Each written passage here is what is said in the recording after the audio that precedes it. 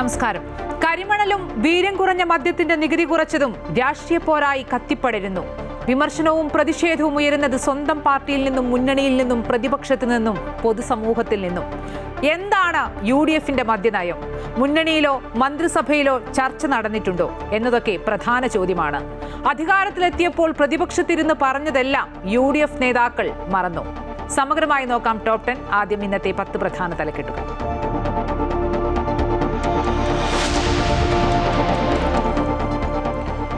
വീര്യം കുറഞ്ഞ മദ്യത്തിന് നികുതി കുറച്ചതിൽ അഴിമതി ആരോപണവുമായി നിയമസഭയിൽ പ്രതിപക്ഷം. ശരവേഗത്തിലുള്ള ഫയൽ നീക്കം കർണാടകയിലുള്ള സ്വകാര്യ മദ്യ കമ്പനിക്ക് അമിത ലാഭം കൊയ്യാനെന്ന് പിണറായി വിജയൻ. നോട്ടീസിന് അനുമതി നൽകാതിരുന്നിട്ടും പ്രതിപക്ഷം അഴിമതി ആരോപണം ഉന്നയിച്ചത് ചട്ടലംഘനമെന്ന് മുഖ്യമന്ത്രി. അടിയന്തര പ്രമേയത്തിന് അവതരണാനുമതി നിഷേധിച്ചതോടെ വാക്കൌട്ട് നടത്തി പ്രതിപക്ഷം. ആശങ്കകൾ ദൂരീകരിക്കണമെന്ന് മുസ്ലിം ലീഗ്.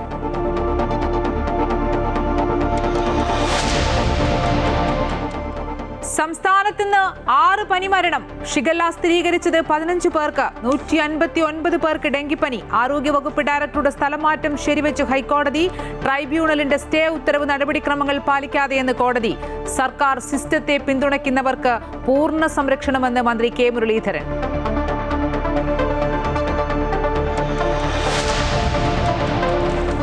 പിണറായി സർക്കാരിന്റെ ധനമാനേജ്മെന്റിൽ വൻ പാളിച്ചയെന്ന് CAG റിപ്പോർട്ട്. കിഫ്ബിയിലൂടെയുണ്ടായ ഓഫ് ബജറ്റ് കടമെടുപ്പും പെൻഷൻ കമ്പനിയും വൻ ബാധ്യതയെന്ന് ചൂണ്ടിക്കാട്ടൽ. മുഖ്യമന്ത്രിയുടെ ദുരിതാശ്വാസ നിധിയിൽ വകമാറ്റൽ. ആഭ്യന്തര ഉൽപാദനത്തിൽ നേരിയ വർധനവ്. 9.3% നിന്ന് 9.97 കേന്ദ്ര സഹായത്തിൽ 42% കുറവെന്നും റിപ്പോർട്ട്.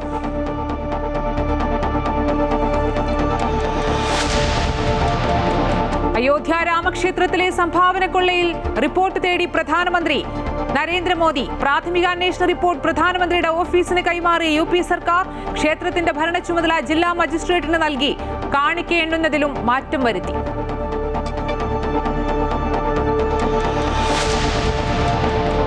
ലഹരി മാഫിയയുടെ വേരറുക്കാൻ ഓപ്പറേഷൻ തൂഫാൻ ശക്തം. സ്കൂളുകൾ കേന്ദ്രീകരിച്ചുള്ള ലഹരി വ്യാപനം കുറഞ്ഞെന്ന് ദക്ഷിണ മേഖല IG Sparjan Kumar. Food delivery ആപ്പിനൊപ്പം കൊറിയർ സർവീസുകളെ നിരീക്ഷിക്കുന്നുണ്ടെന്ന് എറണാകുളം റേഞ്ച് DIG യതീഷ് ചന്ദ്ര. ഉദ്യോഗസ്ഥരുടെ പ്രതികരണം അമൃത വാർത്തകളോട്.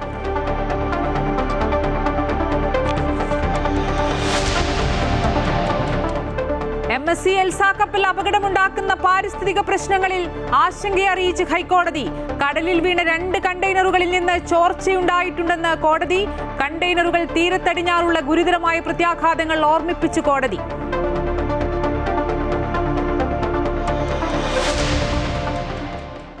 സംസ്ഥാനത്ത് ഇന്ന് വാഹനാപകടങ്ങളിൽ പൊലിഞ്ഞത് 9 ജീവനുകൾ. കൊട്ടാരക്കര നീലേശ്വരത്ത് ടിപ്പർ ലോറി ബസ് സ്റ്റോപ്പിലേക്ക് ഇടിച്ച് കയറി വിദ്യാർത്ഥി ഉൾപ്പെടെ 3 പേർക്ക് ദാരുണാന്ത്യം. തിരുവനന്തപുരത്ത് വാഹനാപകടത്തിൽ 2 യുവാക്കൾ മരിച്ചു. തൃശൂരിൽ സ്കൂട്ടറിന്റെ ചക്രത്തിൽ ഷാൾ കുരുങ്ങി വീണ് അങ്കണവാടി അധ്യാപികയും. പന്തളത്ത് ലോറി ഇടിച്ച് ബൈക്ക് യാത്രക്കാരനും ജീവൻ നഷ്ടമായി. തൃശൂർ ആലൂരിൽ പോലീസ് ജീപ്പ് ഇടിച്ച് ചികിത്സയിലായിരുന്ന വിദ്യാർത്ഥി മരിച്ചു.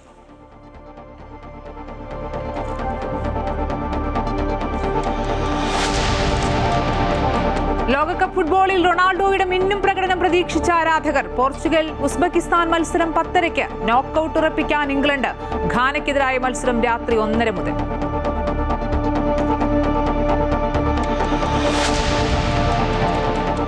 ആണവ നിലയങ്ങളിൽ പരിശോധനയെന്ന അമേരിക്കയുടെ വാദം തള്ളി ഇറാൻ. പരിശോധനകളുടെ കാര്യത്തിൽ അമേരിക്കയ്ക്ക് ഉറപ്പുകളൊന്നും നൽകിയിട്ടില്ലെന്ന് ഇറാൻ. ഗാസയിൽ ഇസ്രയേലിന്റെ വംശഹത്യയെന്ന് UN കമ്മീഷൻ. പലസ്തീൻ കുട്ടികളെ ഇസ്രയേൽ സൈന്യം ബോധപൂർവം ലക്ഷ്യമിടുകയാണെന്നും report. Story of the day. മുറ്റത്തൊരു അർജന്റീനൻ പട.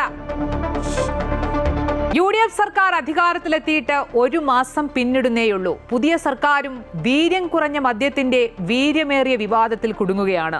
വീര്യം കുറഞ്ഞ മദ്യത്തിന് സർക്കാർ നികുതി ഇളവ് നൽകിയതിന് പിന്നിൽ അഴിമതി എന്ന് പ്രതിപക്ഷം. കർണാടകയിലെ സ്വകാര്യ കമ്പനിക്ക് വേണ്ടിയാണ് ശരവേഗത്തിൽ ഫയൽ നീക്കം നടത്തിയതെന്ന് പ്രതിപക്ഷ നേതാവ് പിണറായി വിജയൻ. അതേസമയം നോട്ടീസ് നൽകാതെ പ്രതിപക്ഷം സഭയിൽ അഴിമതി ആരോപണം ഉന്നയിച്ചത് ചട്ടലംഘനമെന്നും രേഖകളിൽ നിന്ന് നീക്കണമെന്നും മുഖ്യമന്ത്രി. അടിയന്തര പ്രമേയത്തിന് നോട്ടീസ് അനുവദിക്കാത്തതിനെ തുടർന്ന് പ്രതിപക്ഷം വാക്കൌട്ട് നടത്തി. വീര്യം കുറഞ്ഞ മദ്യത്തിന് നികുതി ഇളവ് പ്രഖ്യാപിച്ചതിലൂടെ സംസ്ഥാനത്ത് സുലഭമായി ലഹരി ഒഴുകുമെന്ന് കാട്ടിയാണ് വിഷയം അടിയന്തര പ്രമേയമായി പ്രതിപക്ഷം കൊണ്ടുവന്നത്. KN ബാലഗോപാൽ നൽകിയ നോട്ടീസിന് പക്ഷേ സ്പീക്കർ അവതരണാനുമതി നൽകിയില്ല. ബജറ്റിലെ നിർദ്ദേശം പ്രതിപക്ഷത്തിന് ചർച്ചയിൽ ഉന്നയിക്കുകയോ സബ്മിഷനായി കൊണ്ടുവരികയോ ചെയ്യാമെന്ന് ചൂണ്ടിക്കാട്ടിയ സ്പീക്കർ നോട്ടീസിന് അനുമതി നിഷേധിച്ചു. ശ്രീ വർക്കൽ രാധാകൃഷ്ണന്റെ തന്നെ ഒരു റൂളിംഗ് ഉണ്ട്. ഇവിടെ ബജറ്റിനെ കുറിച്ചുള്ള ചർച്ച നടന്നുകൊണ്ടിരിക്കുമ്പോൾ ഇതുപോലുള്ള കാര്യങ്ങൾ അനുവദനീയമല്ല എന്നുള്ള നിലയിലുള്ള റൂളിംഗ് ഞാനത് മുഴുവൻ വായിക്കുന്നില്ല. ഏതായാലും അതുകൊണ്ട് റൂൾ 50 ഇവിടെ അനുവദിക്കാൻ നിവൃത്തിയില്ല എന്നുള്ള വിവരം അറിയിക്കുന്നു. അത് ദയവായിട്ട് ചർച്ചയാക്കരുത്. നമുക്ക് അങ്ങേക്ക് ഇത് വേണമെങ്കിൽ ഒരു സബ്മിഷനായിട്ട് പിന്നീട് ഏതെങ്കിലും സന്ദർഭത്തിൽ കൊണ്ടുവരാം. എന്നാൽ ഗൗരവമുള്ള വിഷയമാണെന്നും റൂൾ 50 അനുവദിക്കണമെന്നും ആവശ്യപ്പെട്ട് പ്രതിപക്ഷം മുദ്രാവാക്യങ്ങളുമായി നടുത്തളത്തിലിറങ്ങി. ഇതിനിടെ മദ്യത്തിന് നികുതി ഇളവ് നൽകിയതിൽ സർക്കാരിനെതിരെ പ്രതിപക്ഷ നേതാവ് പിണറായി വിജയൻ ഗുരുതരമായ അഴിമതി ആരോപണം ഉയർത്തി. കർണാടകയിലെ സ്വകാര്യ കമ്പനിക്ക് വേണ്ടി അതിവേഗത്തിൽ ഫയൽ നീക്കം നടത്തിയതിന് പിന്നിൽ അഴിമതിയെന്ന് പിണറായി വിജയൻ ആരോപിച്ചു. ഇതിന്റെ ഗുണഭോക്താവ് എല്ലാവർക്കും അറിയാവുന്നതുപോലെ കർണാടകയിലെ ഒരു മദ്യ കമ്പനിയാണ്.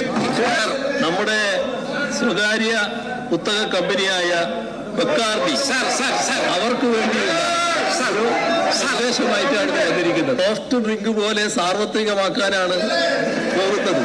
ഇതാണ് ഗൗരവമായ. എന്നാൽ സഭയിൽ നോട്ടീസ് നൽകാതെ പ്രതിപക്ഷം അഴിമതി ഉന്നയിച്ചത് ചട്ടലംഘനമെന്ന് ചൂണ്ടിക്കാട്ടിയ മുഖ്യമന്ത്രി ആരോപണം രേഖകളിൽ നിന്ന് നീക്കണമെന്നാവശ്യപ്പെട്ടു. ഗൗരവമേറിയ വിഷയത്തിൽ അടിയന്തര പ്രമേയത്തിന് നോട്ടീസ് അനുവദിക്കാത്തതിൽ പ്രതിഷേധിച്ച് പ്രതിപക്ഷം വാക്കൌട്ട് നടത്തി. ഭരണപക്ഷത്തു നിന്ന് പോലും വ്യാപക വിമർശനം നേരിടുന്ന വിഷയം സഭയിൽ സംസാരിക്കാൻ പ്രതിപക്ഷ നേതാവിനെ അനുവദിക്കാത്തതിന് പിന്നിൽ മറ്റെന്തോ ചീഞ്ഞു നാറുന്നുണ്ട് എന്ന് വാക്കൌട്ടിന് ശേഷം മാധ്യമങ്ങളെ കണ്ട പ്രതിപക്ഷം ആരോപിച്ചു. ഒരു സഭ തുടങ്ങി 1 മാസം ആവുന്ന ഘട്ടത്തിൽ തന്നെ ആ സഭയ്ക്കകത്ത് പ്രതിപക്ഷ നേതാവ് സംസാരിക്കുമ്പോൾ ഈ പുറത്തും രാജ്യത്തും ലോകത്തും എല്ലാം കിടന്നടിക്കുന്ന VM സുധീരനും മറ്റു നേതാക്കന്മാരും എല്ലാം പറയുന്നൊരു കാര്യം, നിയമസഭയ്ക്കകത്ത് പ്രതിപക്ഷ നേതാവ് സംസാരിച്ചാൽ ആ മൈക്ക് ഓഫ് ആക്കുക മാത്രമല്ല രേഖ തന്നെ റദ്ദ് ചെയ്യുമെന്ന് പറയുന്ന തരത്തിലേക്ക് ഇരുണ്ട ഒരു നാളുകളിലേക്ക് നമ്മുടെ നിയമസഭയെ കൊണ്ടെത്തിക്കാനാണ്. അതുകൊണ്ടാണല്ലോ സഭാ TV ഇത് മാറ്റിയത്. ഈ പറയുന്നതനുസരിച്ച് ഞങ്ങളുടെ അഭിപ്രായം പറയാൻ പോലും സമ്മതിക്കാത്തൊരു സമീപനം വരുന്നത് സംശയകരമാണ്. ഇതിനകത്ത് ഡെൻമാർക്കിൽ എന്തോ ചീഞ്ഞു നാറുന്നുണ്ട് എന്ന് പറയുന്നത് പോലെ ഇവർക്ക് തന്നെ എന്താ ഇത്ര സംശയം? ഇവരെന്തുകൊണ്ടാണ് സംസാരിക്കാത്തത്? അങ്ങനെയാണെങ്കിൽ അത് ചർച്ച ചെയ്താൽ പോരെ? അതേസമയം മദ്യനയത്തെ ചൊല്ലി സഭയ്ക്കകത്ത് പ്രതിപക്ഷ പ്രതിഷേധം ശക്തമാകുമ്പോഴും മുഖ്യമന്ത്രിയും എക്സൈസ് മന്ത്രിയും ഒരക്ഷരം പോലും പ്രതികരിക്കാൻ തയ്യാറായിരുന്നില്ല. അമൃത ന്യൂസ്, തിരുവനന്തപുരം. സംസ്ഥാന ബജറ്റിലെ മദ്യനികുതി ഇളവുകൾക്കെതിരെ പരസ്യ വിമർശനവുമായി മുസ്ലിം ലീഗ് സംസ്ഥാന അധ്യക്ഷൻ പാണക്കാട് സയ്യിദ് സാദിഖ് അലി ശിഹാബ് തങ്ങൾ. മുസ്ലിം ലീഗിന്റെ മുഖപത്രമായ ചന്ദ്രികയിലെ ലേഖനത്തിലൂടെയാണ് സർക്കാരിന്റെ മദ്യനയത്തിനെതിരെ സാദിഖ് അലി തങ്ങൾ വിമർശനം ഉന്നയിച്ചത്. മദ്യനികുതി ഇളവുകളുമായി ബന്ധപ്പെട്ട ആശങ്കകൾ ദൂരീകരിക്കണമെന്നും തങ്ങൾ ആവശ്യപ്പെട്ടു. മദ്യത്തിന് നികുതി കുറയ്ക്കാനുള്ള സർക്കാർ നടപടിക്കെതിരെ ഘടകകക്ഷിയായ മുസ്ലിം ലീഗിൽ നേരത്തെ അതൃപ്തി പുകഞ്ഞു തുടങ്ങിയിരുന്നു. നിലവിലത് പരസ്യമാക്കിയതാകട്ടെ ലീഗ് മുഖപത്രമായ ചന്ദ്രികയിലൂടെ. മദ്യനികുതി ഇളവുമായി ബന്ധപ്പെട്ട് ഉയർന്നിട്ടുള്ള ആശങ്കകൾ ദൂരീകരിക്കാൻ സർക്കാരിന് കഴിയണമെന്ന് മുസ്ലിം ലീഗ് അധ്യക്ഷൻ സാദിഖ് അലി ശിഹാബ് തങ്ങളാണ് നിലപാട് വ്യക്തമാക്കിയിരിക്കുന്നത്. പിറക്കട്ടെ ലഹരിമുക്ത ഗ്രാമങ്ങൾ എന്ന തലക്കെട്ടിലെഴുതിയ ലേഖനത്തിലാണ് തങ്ങളുടെ ഈ പരാമർശം. ലഹരിയെ നാടുകടത്താനുള്ള ഓപ്പറേഷൻ തൂഫാൻ പദ്ധതിയെ നാടും നഗരവും ഏറ്റെടുക്കുമ്പോൾ തന്നെയാണ് ബജറ്റിലെ ഈ പ്രഖ്യാപനമെന്നും സാദിഖ് അലി തങ്ങൾ ലേഖനത്തിൽ ചൂണ്ടിക്കാട്ടുന്നു. കേരളത്തിലെ ഭാവി തലമുറയ്ക്ക് വേണ്ടി ആഭ്യന്തരമന്ത്രി രമേശ് ചെന്നിത്തലയും ലഹരി വിരുദ്ധ യാത്രയിലാണ്. വാരിയർ ബാഡ്ജ് അണിഞ്ഞ് കുടുംബസമേതം നമുക്കും ലഹരി യുദ്ധമായ തൂഫാനിൽ ഒപ്പുചേരാമെന്നും സാദിഖ് അലി തങ്ങൾ വ്യക്തമാക്കിയിട്ടുണ്ട്. സമസ്ത മുഖപത്രമായ സുപ്രഭാതത്തിലും ചന്ദ്രികയിലും ലേഖനം ഒരുപോലെ വന്നിട്ടുണ്ട്. നേരത്തെ കാന്തപുരം വിഭാഗത്തിന്റെ മുഖപത്രമായ സിറാജിലും മദ്യനയത്തിനെതിരെ രൂക്ഷ വിമർശനം ഉയർന്നിരുന്നു. സംസ്ഥാനത്ത് ലഹരിക്കെതിരെ ആഭ്യന്തര വകുപ്പ് സന്ധിയില്ലാ പടയോട്ടം നയിക്കുമ്പോൾ മുഖ്യമന്ത്രിയുടേത് ഏകപക്ഷീയമായ നടപടിയെന്ന് ചൂണ്ടിക്കാട്ടി കോൺഗ്രസിനുള്ളിലും പൊട്ടിത്തെറി തുടങ്ങിയിരുന്നു. കാർഷിക വിളകളിൽ നിന്നും പഴങ്ങളിൽ നിന്നും വീര്യം കുറഞ്ഞ മദ്യം ഉൽപ്പാദിപ്പിക്കാനുള്ള മുൻ LDF സർക്കാരിന്റെ ഭേദഗതികൾ അതേപടി നടപ്പാക്കാൻ സതീശൻ സർക്കാർ മുതിർന്നത് BJPക്കും CPMനും വൻ രാഷ്ട്രീയ ആയുധമാവുകയാണ്. അമൃത ന്യൂസ്, കോഴിക്കോട്. മദ്യം വീര്യം കൂടിയതാണെങ്കിലും കുറഞ്ഞതാണെങ്കിലും പൂർണ്ണ മദ്യനിരോധനമാണ് തങ്ങളുടെ നിലപാടെന്ന് കാന്തപുരം സമസ്ത സെക്രട്ടറി ഖലീൽ ബുഖാരി തങ്ങൾ ഒരു ലഹരിയോടും യോജിക്കുന്നില്ലെന്നും അദ്ദേഹം പറഞ്ഞു. PM ശ്രീയിലെ അഭിപ്രായം മുഖ്യമന്ത്രിയെ അറിയിച്ചിട്ടുണ്ട്. PM ശ്രീ കഴിഞ്ഞ സർക്കാർ ഒപ്പിട്ടപ്പോൾ അന്നത്തെ പ്രതിപക്ഷം എതിർത്തിരുന്നു. അന്ന് എതിർത്ത കാരണത്തിൽ ഇപ്പോഴും മാറ്റം വന്നിട്ടില്ല. എന്താണ് മാറ്റം വരുത്തിയതെന്ന് സർക്കാർ പറയട്ടെ എന്നും അദ്ദേഹം പറഞ്ഞു.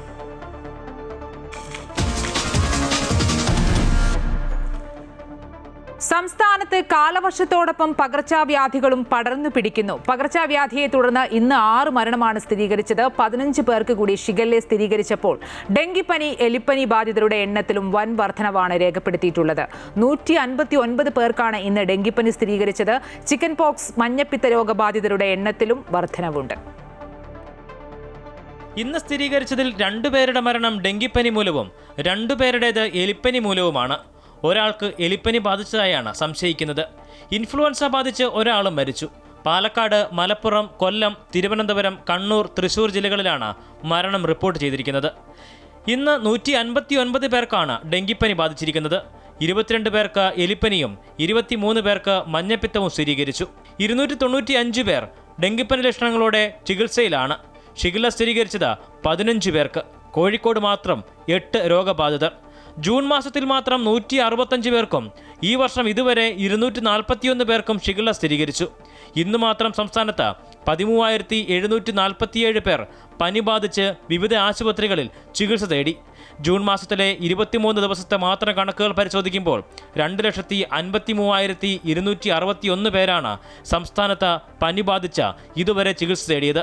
ഇൻഫ്ലുവൻസ, ചിക്കൻ പോക്സ് രോഗബാധിതരുടെ എണ്ണത്തിലും വലിയ വർധനവാണ് ഉണ്ടായത്. 106 പേർക്ക് ചിക്കൻ പോക്സും 109 പേർക്ക് ഇൻഫ്ലുവൻസയും സ്ഥിരീകരിച്ചിട്ടുണ്ട്. പകർച്ചപ്പനി നാടിനെ വിറപ്പിക്കുമ്പോൾ ആരോഗ്യവകുപ്പ് ആസ്ഥാനത്ത് നടന്ന സ്ഥലം മാറ്റ തർക്കങ്ങളും ഉദ്യോഗസ്ഥരുടെ കസേരകളിയും പ്രതിരോധ പ്രവർത്തനങ്ങളെ ദോഷകരമായി ബാധിച്ചിട്ടുണ്ട് എന്നാണ് വിമർശനം. അമൃത ന്യൂസ്, തിരുവനന്തപുരം. ആരോഗ്യവകുപ്പ് ഡയറക്ടർ KJ റീനയെ സ്ഥലം മാറ്റിയ സർക്കാർ നടപടി തടഞ്ഞ അഡ്മിനിസ്ട്രേറ്റീവ് ട്രൈബ്യൂണലിന്റെ ഉത്തരവ് ഹൈക്കോടതി റദ്ദാക്കി. ട്രൈബ്യൂണലിന്റെ സ്റ്റേ ഉത്തരവ് നടപടിക്രമങ്ങൾ പാലിക്കാതെയെന്ന് ഹൈക്കോടതി ഡിവിഷൻ ബെഞ്ച് വ്യക്തമാക്കി. പുതിയ DHSന് ചുമതല ലഭിച്ച ശേഷമാണ് റീന ട്രൈബ്യൂണലിനെ സമീപിച്ചതെന്നും കോടതി നിരീക്ഷിച്ചു. ആരോഗ്യവകുപ്പ് ഡയറക്ടർ ഡോക്ടർ റീനയെ സ്ഥലം മാറ്റിയ നടപടി തടഞ്ഞ ട്രിബ്യൂണൽ ഉത്തരവിനെതിരെയാണ് സംസ്ഥാന സർക്കാർ ഹൈക്കോടതിയെ സമീപിച്ചിരുന്നത്. ഇക്കാര്യത്തിൽ സർക്കാരിന്റെ നയപരമായ തീരുമാനമാണ് എടുക്കുന്നതെന്ന് സർക്കാർ ഹൈക്കോടതി അറിയിച്ചിരുന്നു. മാത്രമല്ല, ഡെപ്യൂട്ടേഷനിൽ ജോലി ചെയ്തിരുന്ന ഡോക്ടർ റീന അതിന്റെ കാലാവധി കഴിഞ്ഞിട്ടും തുടർന്നും ജോലി ചെയ്യുകയാണെന്നും ഇതിൽ തീരുമാനമെടുക്കാനുള്ള അധികാരം സർക്കാരിനാണെന്നും സർക്കാർ ഹൈക്കോടതി അറിയിച്ചു. ഇന്നലെ ഹർജി പരിഗണിച്ചപ്പോൾ ട്രിബ്യൂണൽ ഉത്തരവിന് സ്റ്റേ നൽകാതെ ഇരുന്ന ഹൈക്കോടതി ഇന്ന് വിശദമായ വാദം കേട്ട് തീരുമാനമെടുക്കാമെന്നാണ് കോടതി അറിയിച്ചിരുന്നത്. ട്രിബ്യൂണൽ ഉത്തരവിൽ ഏതെങ്കിലും അപാകതകളുണ്ടോ എന്ന് മാത്രം പരിഗണിക്കേണ്ട കേസായതുകൊണ്ടാണ് ഹൈക്കോടതി ഇത് പിറ്റേ ദിവസം തന്നെ പരിഗണിച്ചത്. വിശദമായ വാദം കേട്ട് സർക്കാരിന്റെ വാദം അംഗീകരിച്ച് ട്രിബ്യൂണൽ ഉത്തരവിന് ഹൈക്കോടതി സ്റ്റേ നൽകി ഹർജി തീർപ്പാക്കി. നയപരമായ തീരുമാനമെടുക്കുവാൻ സർക്കാരിന് അധികാരമുണ്ടെന്നും സർക്കാർ ചെയ്ത നടപടി തടഞ്ഞ ട്രിബ്യൂണൽ ഉത്തരവ് തെറ്റാണെന്നും ഹൈക്കോടതി കണ്ടെത്തി. ഇതേ തുടർന്നാണ് സർക്കാരിന്റെ ഹർജി അനുവദിച്ചുകൊണ്ട് ഹൈക്കോടതി ഹർജി തീർപ്പാക്കിയത്. അമൃത ന്യൂസ്, കൊച്ചി. DHS പദവിയിൽ നിന്ന് ഡോക്ടർ റീനയെ മാറ്റിയത് സ്റ്റേ ചെയ്ത ട്രൈബ്യൂണൽ വിധി ഹൈക്കോടതി റദ്ദാക്കിയതിന് പിന്നാലെ പ്രതികരണവുമായി ആരോഗ്യമന്ത്രി K മുരളീധരൻ. സർക്കാർ സിസ്റ്റത്തെ പിന്തുണയ്ക്കുന്നവർക്ക് പൂർണ്ണ സംരക്ഷണം നൽകുമെന്ന് ആരോഗ്യമന്ത്രി. ഭരണത്തിന്റെ ഭാഗമായി ചില സംഭവങ്ങൾ ഉണ്ടാകും, അതിനെ പ്രതിപക്ഷം രാഷ്ട്രീയമായി ഉപയോഗിച്ചു. തർക്കം സർക്കാരിന്റെ പ്രവർത്തനങ്ങളെ ബാധിച്ചിട്ടില്ല. സ്ഥലം മാറ്റപ്പെട്ട വ്യക്തി ഓഫീസിൽ വന്ന് സീൻ ഉണ്ടാക്കേണ്ട കാര്യമുണ്ടായിരുന്നില്ല. സർക്കാർ ആത്മസംയമനം പാലിച്ചു. ഇതുകൊണ്ടൊന്നും ആരോടും പ്രതികാരമുണ്ടാകില്ല. ഡോക്ടർ റീനയ്ക്ക് ഡീപ്രമോഷനല്ല, തത്തുല്യമായ പദവിയാണെന്നും K മുരളീധരൻ പറഞ്ഞു. ആരോടും സർക്കാരിന് ഒരു പ്രതികാരവുമില്ല. സർക്കാരിൻ്റെ സിസ്റ്റത്തിനോട് സഹായിക്കുന്നവർ അതേത് സർക്കാരിൻ്റെ കാലത്ത് വെച്ചാലും സർക്കാർ സിസ്റ്റത്തിനോട് സഹകരിക്കുന്നവർക്കുള്ള പൂർണ്ണ സംരക്ഷണം ഡിപ്പാർട്ട്മെൻറ്റിലുണ്ടാവും. ഇപ്പം തന്നെ ഹെൽത്തിലെ തന്നെ പല ഉന്നത ഉദ്യോഗസ്ഥന്മാരും കഴിഞ്ഞ സർക്കാരിൻ്റെ കാലത്ത് നിയമിച്ചവരാണ്.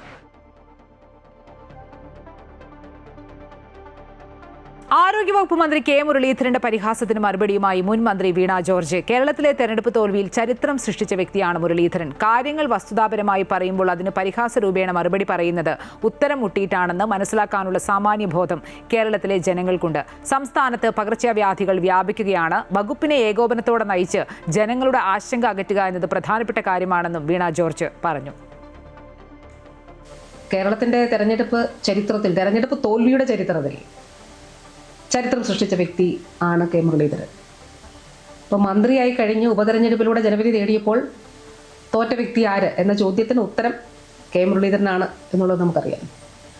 പക്ഷെ അത് നമ്മൾ പറയുന്നില്ലല്ലോ. നേമം മുതൽ അങ്ങ് വയനാട് വരെ, തിരുവനന്തപുരം ജില്ല കടന്ന് പല ജില്ലകളിലൂടെ കടന്ന് തൃശ്ശൂർ, കോഴിക്കോട്, അങ്ങനെ വയനാട്, എല്ലാ ജില്ലകളിലും പോയി മത്സരിച്ച് പലതവണ തോറ്റ വ്യക്തി ആരാണെന്നുള്ള ചോദ്യത്തിനും ഉത്തരം കെ മുരളീധരൻ.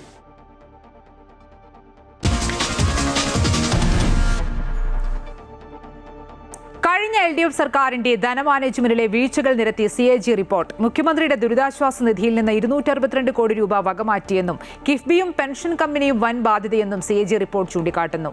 കേന്ദ്ര സഹായത്തിൽ 42% കുറവുണ്ടായെന്നും എന്നാൽ ആഭ്യന്തര വരുമാനത്തിൽ നേരിയ വർധനവുണ്ടായതായും CAG റിപ്പോർട്ട് വ്യക്തമാക്കുന്നു. സംസ്ഥാനത്തിന്റെ സാമ്പത്തിക പ്രതിസന്ധിയുടെ ആഴം എത്രത്തോളമെന്ന് ചൂണ്ടിക്കാട്ടുന്ന CAG റിപ്പോർട്ടാണ് നിയമസഭയുടെ മേശപ്പുറത്ത് വെച്ചത്. 2024-25 വർഷത്തിൽ 3511 കോടി രൂപ തീർപ്പാക്കാത്ത ബാധ്യതയെന്ന് റിപ്പോർട്ട് ചൂണ്ടിക്കാട്ടുന്നു. LDF സർക്കാരിന്റെ ധനമാനേജ്മെന്റിലെ വീഴ്ചകൾ നിരത്തിക്കാട്ടുന്നതാണ് റിപ്പോർട്ട്. കിഫ്ബിയും പെൻഷൻ കമ്പനിയും വൻ ബാധ്യതയായി എന്ന് CAG റിപ്പോർട്ട് പറയുന്നു. 39,230 കോടി രൂപ ഓഫ് ബജറ്റിന്റെ കടബാധ്യതയായി കിഫ്ബിയിലുണ്ട്. മുഖ്യമന്ത്രിയുടെ ദുരിതാശ്വാസ നിധി വകമാറ്റിയെന്ന വെളിപ്പെടുത്തലും CAG റിപ്പോർട്ടിലുണ്ട്. 262.06 കോടി രൂപ സഞ്ചിത നിധിയിലേക്ക് ക്രമരഹിതമായി മാറ്റിയെന്ന് CAG റിപ്പോർട്ട് ചൂണ്ടിക്കാട്ടുന്നു. റവന്യൂ കമ്മിയും ധനക്കമ്മിയും കുറച്ചു കാണിക്കാനാണ് ഈ നടപടിയെന്നും വിലയിരുത്തുന്നു. കേന്ദ്ര സഹായത്തിൽ 42% കുറവുണ്ടായതായി CAG റിപ്പോർട്ട് പറയുന്നു. അതേസമയം സംസ്ഥാനത്ത് ആഭ്യന്തര വരുമാനത്തിൽ നേരിയ വർധനവുണ്ടായിട്ടുണ്ട്. 9.30% നിന്ന് 9.97% ഉയർന്നു. റവന്യൂ ചെലവിന്റെ 64%, വരവിന്റെ 80%, ശമ്പളം, പെൻഷൻ അടക്കമുള്ള ആനുകൂല്യങ്ങൾക്കായി ഉപയോഗിക്കപ്പെടുന്നുവെന്നും CAG റിപ്പോർട്ട് ചൂണ്ടിക്കാട്ടുന്നു. അമൃത ന്യൂസ്, തിരുവനന്തപുരം.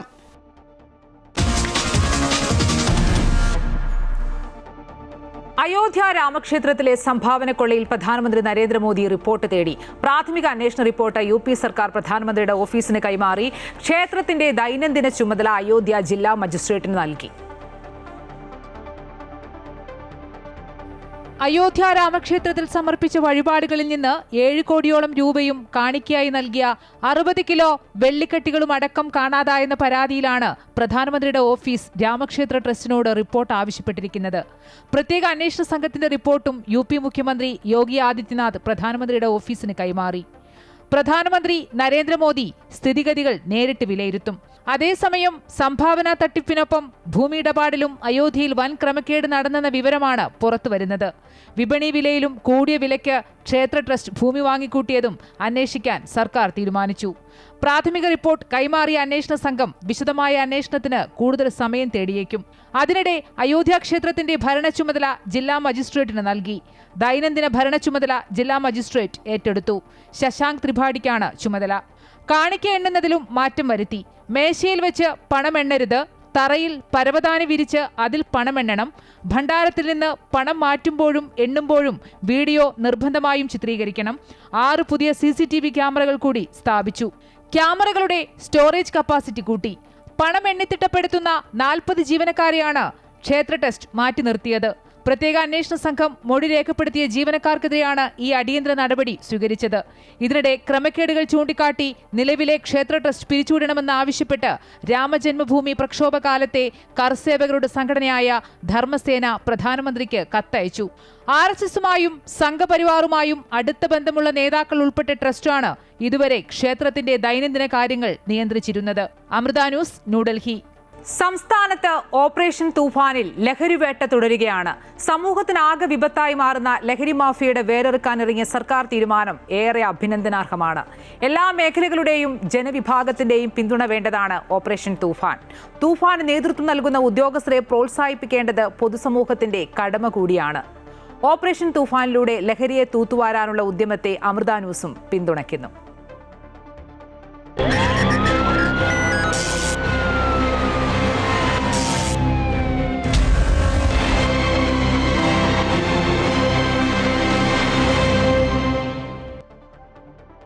ഓപ്പറേഷൻ തൂഫാൻ ശക്തമായതോടെ സ്കൂൾ കേന്ദ്രീകരിച്ചുള്ള ലഹരി വ്യാപനത്തിന്റെ തോത് കുറയ്ക്കാൻ കഴിയുന്നുണ്ടെന്ന് ദക്ഷിണ മേഖല IG സ്പർജൻ കുമാർ അമൃത വാർത്തകളോട് പറഞ്ഞു. കൃത്യമായ ഏകോപനത്തിലൂടെ തെക്കൻ ജില്ലകളിൽ ഓപ്പറേഷൻ തൂഫാന്റെ പ്രവർത്തനം ശക്തമാക്കാൻ കഴിയുന്നുണ്ടെന്നും എല്ലാ മേഖലയെയും സഹകരിപ്പിച്ചുകൊണ്ടാണ് മുന്നോട്ട് പോകുന്നതെന്നും സ്പർജൻ കുമാർ വ്യക്തമാക്കി. മെയിൻലി ഉദ്ദേശിക്കുന്നത് എൻഫോഴ്സ്മെൻറ്റും പിന്നെ എഡ്യൂക്കേഷനും പിന്നെ റീഹാബിലിറ്റേഷൻ ആയിട്ടുള്ള സംഗതികളാണ്. സ്റ്റേക്ക് ഹോൾഡേഴ്സ് എല്ലാവരും ഇറ്റ്സ് സ്റ്റുഡൻസ് ആയാലും റെസിഡൻഷ്യൽ അസോസിയേഷൻ ആയാലും എല്ലാ ജനങ്ങളുടെ നല്ല പിന്തുണ കൂടെയാണ് ഈ മഹാഉദ്യമം മുമ്പോട്ട് പോകുന്നത്. വിദ്യാർത്ഥികളെയും യുവാക്കളെയും പിടിമുറുക്കുന്ന ലഹരി വ്യാപനം വേരോടെ പിഴുതെറിയാനാണ് ഓപ്പറേഷൻ തൂഫാനിലൂടെ ശ്രമിക്കുന്നത്. സമൂഹ മാധ്യമങ്ങളിൽ നിന്നടക്കം വിവിധ മേഖലകളിൽ മികച്ച പിന്തുണയാണ് ലഹരിക്കെതിരായ പോരാട്ടത്തിന് ലഭിക്കുന്നതെന്ന് ഇതിന് നേതൃത്വം നൽകുന്നവർ പറയുന്നു. സ്കൂൾ തുറക്കുന്ന സമയമായതിനാൽ വിദ്യാർത്ഥികൾക്കിടയിലെ ലഹരി ഉപയോഗം തടയാനാണ് ആദ്യഘട്ടത്തിൽ ശ്രമിക്കുന്നതെന്ന് ദക്ഷിണ മേഖല IG സ്പർജൻ കുമാർ അമൃത വാർത്തകളോട് പറഞ്ഞു. അന്വേഷണങ്ങളുടെ ഭാഗമായിട്ട് സപ്ലയേഴ്സ് ആരാണ്, മെയിൻലി ഉള്ള സപ്ലയേഴ്സ് നമ്മളിപ്പോൾ ഉള്ള കെമിക്കൽ സിന്തറ്റിക് ഡ്രഗ്സ് സപ്ലൈ ചെയ്യുന്ന ആൾക്കാർ, ഗഞ്ചാവ് അത് കൾട്ടിവേറ്റ് ചെയ്യുന്ന ഏരിയാസ് മെയിൻ എവിടെയാണ് ഈ സപ്ലൈസ് ഉള്ളത്, പ്രത്യേകിച്ചും ഈ ഒറീസ ആന്ധ്ര ബോർഡേഴ്സും പിന്നെ സിന്തറ്റിക് ആയിട്ടുള്ള സംഗതികളുടെ ബാംഗ്ലൂരും ഗോവയും ഇങ്ങനെയുള്ള മെയിൻ സോഴ്സസ് എല്ലാം നമ്മൾ പ്രത്യേകിച്ച് നോക്കിക്കൊണ്ടിരിക്കുകയാണ്. പിന്നെ ഉള്ള ഡിജിറ്റൽ എവിഡൻസസ് ആയാലും മറ്റേ എല്ലാ തെളിവുകളും ഉപയോഗിച്ചിട്ടാണ് ഇതിൻ്റെ സപ്ലൈ കട്ട് ചെയ്യാൻ വേണ്ടിയാണ് എല്ലാ ശ്രമവും നടക്കുന്നത്. ഓപ്പറേഷൻ തൂഫാൻ ശക്തമായതോടെ എപ്പോൾ വേണമെങ്കിലും പിടിവീഴുമെന്ന ഭയം എല്ലാ മേഖലയിലും ഉണ്ടായിട്ടുണ്ട്. പിടികൂടുന്ന കേസുകളുടെ പ്രതിദിന കണക്കുകൾ നൽകുന്ന സൂചനയും അതാണെന്ന് ഉദ്യോഗസ്ഥർ വ്യക്തമാക്കുന്നു. വിവിധ വകുപ്പുകളും ഏകോപനവും സമൂഹത്തിന്റെ പിന്തുണയും ഇതിനാവശ്യമാണ്. തെക്കൻ മേഖലകളിൽ ഓപ്പറേഷൻ തൂഫാന്റെ പ്രവർത്തനം ശക്തമായി മുന്നോട്ട് പോവുകയാണ്. ലഹരി വ്യാപനവുമായി ബന്ധപ്പെട്ട ഏത് വിവരവും ഉദ്യോഗസ്ഥർ കൈമാറാൻ പൊതുജനങ്ങളെ സഹകരിപ്പിച്ചുകൊണ്ടാണ് തൂഫാൻ മുന്നോട്ട് പോകുന്നത്. സ്പെഷ്യലായിട്ട് എല്ലാ ജില്ലയിലുള്ള ഡാൻസ് ഓഫ് ടീംസ് എല്ലാം ആക്ടിവേറ്റ് ആക്കിയിട്ടുണ്ട്. സോ ദാറ്റ് ഉള്ള എല്ലാ ജില്ലയിലുള്ളത് ഈവൻ എവറി സ്റ്റേഷൻ ലെവലിലുള്ള ഓഫീസേഴ്സ് പ്രത്യേകിച്ചും എക്വിപ്ഡ് ആണ്. ഉള്ള ഇൻഫർമേഷൻസ് അവിടെ ലോക്കൽ ഇൻഫർമേഷൻസ് ആയാലും ഇൻ്റലിജൻസ് ഇൻഫർമേഷൻസ് ആയാലും സപ്ലൈ ചെയ്യുക, ആൻഡ് ഡാൻസ് ഓഫ് നേതൃത്വത്തിൽ കാര്യങ്ങൾ നടത്തുക. പിന്നെ അതിൻ്റെ നോഡൽ ഓഫീസേഴ്സ് IG പുട്ടാർ വിമലാദിത്യമുണ്ട്. So that they will coordinate every day to day activities, and DPCമാരും എല്ലാം കോർഡിനേറ്റ് ചെയ്തിട്ടാണ്, സബ് ഡിവിഷൻ ഓഫീസേഴ്സും എല്ലാ രീതിയിലുള്ള ഓഫീസേഴ്സാണ് കോർഡിനേറ്റ് ചെയ്തിട്ടാണ് മുമ്പോട്ട് കൊണ്ടുപോകുന്നത്. സ്കൂളുകൾ, സ്ഥാപനങ്ങൾ, ഹോട്ടലുകൾ, റിസോർട്ടുകൾ എന്നിവ കേന്ദ്രീകരിച്ചുള്ള പരിശോധനകളാണ് ആദ്യഘട്ടത്തിൽ ശക്തമാക്കുന്നത്. ഓപ്പറേഷൻ തൂഫാൻ ആരംഭിച്ച 1 മാസത്തോളമാകുമ്പോൾ വിവിധ മേഖലകളിലുള്ളവരെ പോരാട്ടത്തിന്റെ വാര്യർമാരാക്കാൻ കഴിയുന്നു. ഇതിലൂടെ പ്രവർത്തനം കൂടുതൽ സുഗമമായി മുന്നോട്ട് കൊണ്ടുപോകാൻ കഴിയുമെന്നും നേതൃത്വം നൽകുന്ന ഉദ്യോഗസ്ഥർ ചൂണ്ടിക്കാട്ടുകയാണ്. Amrita news, Thiruvananthapuram. Online food delivery ആപ്പുകൾ കൂടാതെ കൊറിയർ സർവീസുമായി ബന്ധപ്പെട്ട് മയക്കുമരുന്ന് വിതരണ ശൃംഖലയുണ്ടോ എന്ന് നിരീക്ഷിക്കുന്നുണ്ടെന്ന് എറണാകുളം റേഞ്ച് DIG യതീഷ് ചന്ദ്ര. മയക്കുമരുന്ന് ഉപയോഗിക്കുന്നവരെ കുറ്റക്കാരേക്കാൾ ഉപരി ഇരകളായാണ് പോലീസ് കാണുന്നതെന്നും അദ്ദേഹം പറഞ്ഞു. ഓപ്പറേഷൻ തൂഫാനുമായി ബന്ധപ്പെട്ട് എറണാകുളം, കോട്ടയം, ഇടുക്കി, ആലപ്പുഴ ജില്ലകളിൽ ശക്തമായ നടപടികളാണ് സ്വീകരിക്കുന്നത് എന്ന് യതീഷ് ചന്ദ്ര അമൃത ന്യൂസിനോട് വ്യക്തമാക്കി. ഓൺലൈൻ ഫുഡ് ഡെലിവറി ആപ്പുകളുമായി ബന്ധപ്പെട്ട് ആഭ്യന്തരമന്ത്രി ചൂണ്ടിക്കാട്ടിയത് ഗൗരവമുള്ള സംഗതിയാണെന്നും ചില സ്ഥലങ്ങളിൽ മയക്കുമരുന്ന് ലോബികൾ ചെറിയ കുട്ടികളെ വിതരണത്തിനായി ഉപയോഗിക്കുന്നുണ്ടെന്നുള്ള വിവരവും ലഭിച്ചിട്ടുണ്ടെന്നും യതീഷ് ചന്ദ്ര പറഞ്ഞു. ഞങ്ങൾ even including courier services and then ഈ ഡോർ ഡെലിവറി സർവീസസ് അല്ലെ ഇത് പറഞ്ഞിട്ട് ഇത് ഇൻ്റലിജൻറ്റ് ബേസ്ഡ് ആയിട്ട് ഞങ്ങൾ ഓപ്പറേറ്റ് ചെയ്യാൻ പറ്റും. അഥവാ ഈ ഇൻ്റലിജൻസ് കളക്ഷനാണ് ഞാൻ താങ്കളെ പറഞ്ഞത്. ഇപ്പോൾ that network we will establish. ആരാണ് ഡെലിവറി ചെയ്യേണ്ട ആൾ, ആരാണ് ഇത് കൊടുക്കേണ്ട ആൾ, എങ്ങനെ പോകുന്നുണ്ടെന്ന് പറഞ്ഞ പല ഇൻഫോർമേഷൻസും ഞങ്ങളുടെ അടുത്ത് ഉണ്ട്. ആൻഡ് ഞങ്ങൾക്ക് കുറച്ച് ഇൻഫോർമേഷൻസ് ഉണ്ട്. ഈവൻ മൈനർ കുട്ടികളായ ചില കുട്ടികളേക്ക് സ്കൂള്, കോളേജ് കേന്ദ്രീകരിച്ചിട്ട് ചില ചെറിയ പിള്ളേരുടെ ഒരു ചെറിയ ഗ്രൂപ്പ് ഇവർക്ക് കൊടുക്കുന്നുണ്ടെന്ന് പറഞ്ഞിട്ട്. ലഹരി വിപണനത്തെക്കുറിച്ചുള്ള വിവരങ്ങൾ ജനങ്ങൾക്ക് രഹസ്യമായി അധികൃതരെ അറിയിക്കുന്നതിനുള്ള ആപ്പുകളും വാട്സാപ്പ് ചാറ്റ് ബോട്ടുകളും അടങ്ങുന്ന ഡിജിറ്റൽ സംവിധാനം സജ്ജമാക്കുന്നുണ്ട്. വിവരശേഖരണമാണ് ഓപ്പറേഷൻ തൂഫാനിലെ ഏറ്റവും പ്രധാനപ്പെട്ട കാര്യം. ഒരു പിരമിഡിക്കൽ ഘടനയുണ്ടാക്കി മയക്കുമരുന്ന് ഉന്മൂലനമാണ് ലക്ഷ്യം വെക്കുന്നതെന്ന് യതീഷ് ചന്ദ്ര പറഞ്ഞു. എന്താണ് പിരമിഡിക്കൽ സ്ട്രക്ചർ എന്ന് പറഞ്ഞാൽ ഏറ്റവും താഴെയാണ് യൂസേഴ്സ് വരാൻ പോകുന്നത്. നിങ്ങൾ ആദ്യം യൂസേഴ്സിനെ ഐഡൻറ്റിഫൈ ചെയ്യുക. ഔട്ട്റീച്ച് പ്രോഗ്രാമുകളിൽ യൂസേഴ്സ് അടുത്ത് പോവുക. യൂസേഴ്സിനെ ആദ്യം തന്നെ ഒരു പ്രതിയായിട്ട് കാണാതെ ഒരു വിക്ടിംസായിട്ട് കണ്ടിട്ട് ഈ യൂസേഴ്സിനെ നമ്മൾ എങ്ങനെയാണ് ഈ യൂസേജ് ചെയ്യാതിരിക്കാനോ പിന്നെ ഒരു ഡി അഡിക്ഷനായിട്ട് വരാൻ വേണ്ടി എങ്ങനെ അവർക്ക് ഹെൽപ്പ് ചെയ്ത് കൊടുക്കണമെന്ന് നോക്കണ്ട. അല്ലാതെ യൂസേഴ്സ് അടുത്ത് ഒരുപാട് ഇൻഫോർമേഷൻസ് നിങ്ങൾക്ക് കിട്ടും. അവർക്ക് ആരാണ് സെയിൽ ചെയ്യാൻ പോയത്, അവർ ആരാണ് എവിടെ നിന്ന് കിട്ടുന്നുണ്ടെന്ന് പറഞ്ഞ് ഇൻഫോർമേഷൻ അവരിൽ നിന്ന് എക്സ്ട്രാക്ട് ചെയ്യാം. ഉപയോഗിക്കുന്നവരെ പ്രതികളായി കാണാതെ ഇരകളായി കണ്ട് വിശ്വാസത്തിലെടുത്ത് നീങ്ങാനാണ് പദ്ധതി. ഓരോരോ സ്ഥലത്ത് ഓരോ പ്രത്യേകത ഉണ്ടാവും. ഈ സ്ഥലത്തിൽ MDMA കൂടുതൽ, ഈ സ്ഥലത്തിൽ ഗഞ്ച കൂടുതൽ, ഈ സ്ഥലത്തിൽ മറ്റേ വേറെ LSDയോ വേറെ ഇങ്ങനെ കൂടുതൽ എന്താ പറഞ്ഞാൽ അവരവരെ എക്കണോമി ആൻഡ് ഫിനാൻഷ്യൽ കപ്പാബിലിറ്റി വെച്ചിട്ടായിരിക്കും ഈ ഒരു ഡ്രഗ്സിൻ്റെ ഒരു യൂസേജ് ആസ് വെൽ ആസ് അവിടെയുള്ള ഡിസ്ട്രിബ്യൂഷൻ. സോ ഈ നെറ്റ്വർക്ക് ഞങ്ങൾ പഠിച്ചിട്ട് അതാണ് ഞങ്ങൾ പൊളിക്കാൻ വേണ്ടിയാണ് ഞങ്ങളുടെ ടാർഗറ്റ്. ഒരു DYSPയുടെ നേതൃത്വത്തിൽ 4 ടീമുകളായി തിരിഞ്ഞാണ് ഓപ്പറേഷൻ തൂഫാന്റെ പ്രവർത്തനങ്ങൾ. സിനിമാ മേഖലയെ ഉൾപ്പെടെ ഒരു മേഖലയെയും മുൻവിധിയുടെ അടിസ്ഥാനത്തിൽ സമീപിക്കില്ലെന്നും എന്നാൽ ആരുടെ കൈവശം മയക്കുമരുന്ന് ലഭ്യമാണ് എന്ന വിവരത്തിന്റെ അടിസ്ഥാനത്തിൽ മുഖം നോക്കാതെ ശക്തമായ നടപടികൾ സ്വീകരിക്കുമെന്നും എറണാകുളം റേഞ്ച് DIG അറിയിച്ചു. സ്റ്റീരിയോ ടൈപ്പ് ചെയ്ത് ഈ ആളെ ഉപയോഗിക്കൂ ഇയാൾ ഉപയോഗിക്കില്ല എന്ന് പറയാൻ ഞാൻ തയ്യാറല്ല. whoever is using, wherever they are using, we will definitely take very strict action. I am again telling whoever is using and wherever they are using, police will take necessary action. വെറുതെ രംഗത്തിലിറങ്ങി ഒരുപാട് പ്രശ്നം ഉണ്ടാക്കുക അതല്ല, അത് ഞങ്ങളുടെ ടാർഗറ്റേ അല്ല. ഞങ്ങളുടെ target എന്താണ്? ഇൻഫോർമേഷൻ ബേസ്ഡ് ഒരു പ്രോപ്പർ പോയിന്റിൽ പോയിട്ട് എത്തുക. അല്ലാതെ ഇവിടെ ഒരു വലിയ വിഷയം ഉണ്ടാക്കിയിട്ട് സാധാരണയായിട്ട് ഇതൊരു വിഷയം ഇല്ലാത്ത ആളുകളിലേക്ക് പോയിട്ട് ഞങ്ങൾ ഉപദ്രവിക്കണം എന്ന് പറഞ്ഞ ഒരു ഐഡിയ ഞങ്ങൾക്കില്ല. We will collect information based on the intelligence information collected, will take the action. Amrita news, Kochi.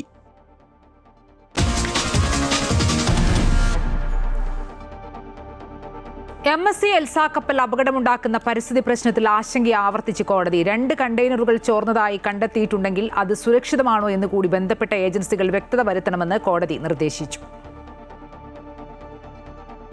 MSC കപ്പൽ അപകടത്തിൽ ചോർന്ന കണ്ടെയ്നറുകൾ ഇതുവരെ നീക്കം ചെയ്യാത്തതിനാണ് ഹൈക്കോടതിയുടെ വിമർശനം. കേന്ദ്ര സർക്കാർ ഏജൻസികളാണ് ഇക്കാര്യത്തിൽ നടപടിയെടുക്കേണ്ടത്. ഇനിയും പാരിസ്ഥിതിക പ്രശ്നങ്ങൾ ഉണ്ടായെങ്കിൽ എന്ത് ചെയ്യുമെന്നാണ് ഹൈക്കോടതി ചോദിച്ചത്. ഇപ്പോൾ കണ്ടെയ്നറിൽ നിന്നും ചോർച്ചയുണ്ടെന്നുള്ള റിപ്പോർട്ട് ഹൈക്കോടതിയിൽ എത്തിയിട്ടുണ്ട്. ഇപ്പോഴും കണ്ടെയ്നറിൽ നിന്നും രാസവസ്തുക്കൾ ചോർന്ന് പാരിസ്ഥിതിക പ്രശ്നങ്ങൾ ഉണ്ടാവുന്നുണ്ടെങ്കിൽ അതിന്റെ ഉത്തരവാദി കേന്ദ്ര സർക്കാരാണെന്നാണ് ഹൈക്കോടതി നിരീക്ഷിക്കുന്നത്. ഇക്കാര്യത്തിൽ അടിയന്തരമായി നടപടിയെടുത്ത് എത്രയും വേഗം കണ്ടെയ്നറുകൾ നീക്കം ചെയ്ത് പാരിസ്ഥിതിക പ്രശ്നം ഒഴിവാക്കുവാനാണ് ഹൈക്കോടതി ആവശ്യപ്പെടുന്നത്. ഇക്കാര്യത്തിൽ 2 ആഴ്ചക്കകം തീരുമാനമെടുക്കുമെന്നും എത്രയും പെട്ടെന്ന് കണ്ടെയ്നറുകൾ നീക്കം ചെയ്യുവാനുള്ള സംവിധാനം ചെയ്യുമെന്നാണ് കേന്ദ്ര സർക്കാർ ഹൈക്കോടതിയെ അറിയിച്ചിട്ടുള്ളത്. എന്നാൽ ഇത് ഉദ്യോഗസ്ഥ തലത്തിലുള്ള വീഴ്ചയാണെന്നാണ് ഹൈക്കോടതിയുടെ നിരീക്ഷണം. അഡ്മിറാൽറ്റി സൂട്ട് ഫയൽ ചെയ്തിട്ടുള്ള ഒരു കേസിൽ ഇപ്പോഴും കൂടുതൽ പാരിസ്ഥിതിക പ്രശ്നങ്ങൾ ഉണ്ടാവുന്ന രീതിയിൽ കണ്ടെയ്നറുകൾ തുടരുന്നുണ്ടെങ്കിൽ അത് ബന്ധപ്പെട്ട അധികാരികളുടെ വീഴ്ചയാണെന്നാണ് ഹൈക്കോടതി നിരീക്ഷിക്കുന്നത്. അമൃത ന്യൂസ്, കൊച്ചി. AD ഉദ്യോഗസ്ഥരെ ആക്രമിച്ച കേസിൽ CPM പ്രവർത്തകരായ 3 പ്രതികളുടെ ജാമ്യാപേക്ഷ തള്ളി. 3-ാം പ്രതി ജീവൻ, 13-ാം പ്രതി നന്ദു, 23-ാം പ്രതി ഷൈജു എന്നിവരുടെ ജാമ്യാപേക്ഷയാണ് തള്ളിയത്. Thiruvananthapuram first class judicial magistrate കോടതിയുടേതാണ് നടപടി.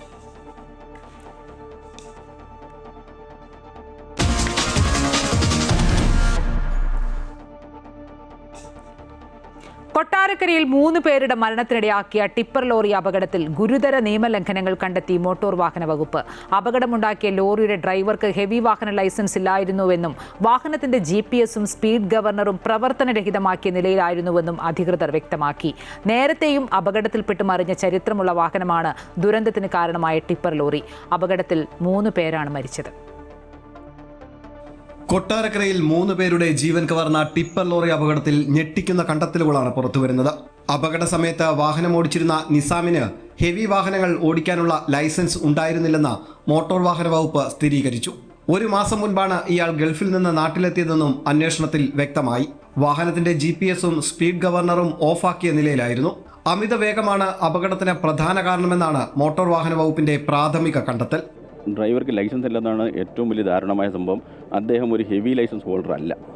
ഹെവി ലൈസൻസ് ഹോൾഡർ അല്ലാത്ത ഒരാൾ ഒരു കാരണവശാലും ഈ വാഹനം ഓടിക്കാൻ പറ്റത്തില്ല. നമ്പർ 2, അദ്ദേഹം ഇപ്പോൾ ഗൾഫിലായിരുന്നു. കഴിഞ്ഞ 1 മാസം മുമ്പ് അദ്ദേഹം നാട്ടിലെത്തിയിരിക്കുന്നത്. അപ്പോൾ അതായത് വളരെ വർഷങ്ങൾക്ക് ശേഷം അദ്ദേഹം ആദ്യമായിട്ട് ഇന്ന് വണ്ടി ഓടിക്കുക.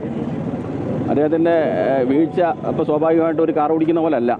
ഒരു ഹെവി ലൈസൻസ് ഓടിക്കുന്ന ഒരു എക്സ്പെർട്ടൈസേഷൻ അദ്ദേഹത്തിൽ ഇല്ലെന്നുള്ളതാണ് ബോധ്യപ്പെടുന്നത്. 17 വർഷം പഴക്കമുള്ള ടിപ്പർ ലോറി നേരത്തെയും അപകടത്തിൽപ്പെട്ട് മറിഞ്ഞിട്ടുണ്ട്. കൊല്ലം മുളവനയിൽ വെച്ചാണ് വാഹനം മുൻപ് അപകടത്തിൽപ്പെട്ടത്. നിയമലംഘനങ്ങളുടെ പേരിൽ ഈ വാഹനം മുമ്പും മോട്ടോർ വാഹന വകുപ്പിന്റെ നടപടികൾ നേരിട്ടിട്ടുണ്ടെന്നും ഉദ്യോഗസ്ഥർ അറിയിച്ചു.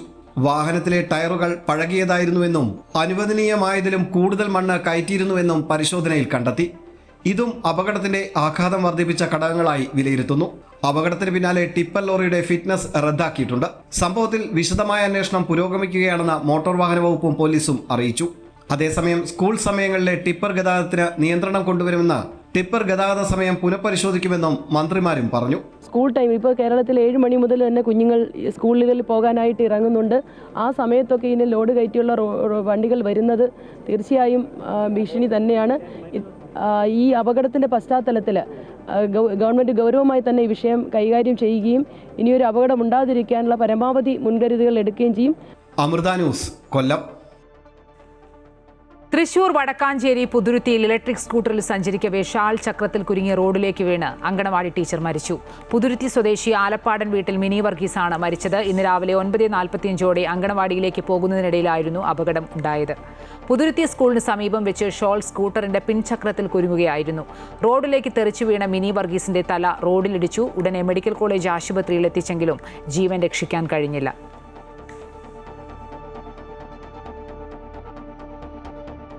MC റോഡിൽ പന്തളം തോന്നല്ലൂരിന് സമീപം വാഴക്കുലയുമായി വന്ന ലോറി നിയന്ത്രണം വിട്ടുമറിഞ്ഞ് സ്കൂട്ടർ യാത്രികൻ മരിച്ചു. കൊല്ലം പവിത്രേശ്വരം സ്വദേശി പ്രത്യാശാണ് മരിച്ചത്. ഇന്ന് വൈകിട്ട് 4 മണിയോടെയായിരുന്നു അപകടം. കൊട്ടാരക്കര ഭാഗത്തേക്ക് പോയ ലോറി മുന്നിലുണ്ടായിരുന്ന സ്കൂട്ടർ യാത്രക്കാരനെ ഇടിച്ചിട്ട ശേഷം ഇലക്ട്രിക് പോസ്റ്റിലിടിച്ച് മറിയുകയായിരുന്നു. റോഡരികിൽ നിർത്തിയിട്ടിരുന്ന 2 കാറുകളിലും ലോറി ഇടിച്ചു. ഗുരുതരമായി പരിക്കേറ്റ പ്രത്യാശിനെ ആശുപത്രിയിൽ എത്തിച്ചെങ്കിലും ജീവൻ രക്ഷിക്കാനായില്ല. തൃശൂർ ആളൂരിൽ ഇലക്ട്രിക് സ്കൂട്ടറിൽ പോലീസ് ജീപ്പ് ഇടിച്ചു പരിക്കേറ്റ 2 വിദ്യാർത്ഥികളിൽ ഒരാൾ ചികിത്സയിലിരിക്കെ മരിച്ചു. ആളൂർ ആനത്തടം പീണിക്കപ്പറമ്പിൽ രാജുവിന്റെ മകൻ ജൂവിനാണ് മരിച്ചത്. 16 വയസ്സായിരുന്നു. അപകടത്തിൽ ഗുരുതരമായി പരിക്കേറ്റ തയ്യിൽ വീട്ടിൽ അനന്തകൃഷ്ണൻ എറണാകുളം ആസ്റ്റർ മെഡിസിറ്റി ആശുപത്രിയിൽ ചികിത്സയിലാണ്. പോലീസ് ഡാൻസ് ആപ്പ് സംഘം സഞ്ചരിച്ചിരുന്ന വാഹനമാണ് ഇടിച്ചത്. ജൂൺ 15-നായിരുന്നു സംഭവം. റോഡിന്റെ വലതുവശത്തേക്ക് തിരിഞ്ഞ ഇലക്ട്രിക് സ്കൂട്ടറിൽ പുറകിൽ നിന്ന് വന്ന ജീപ്പ് ഇടിക്കുകയായിരുന്നു.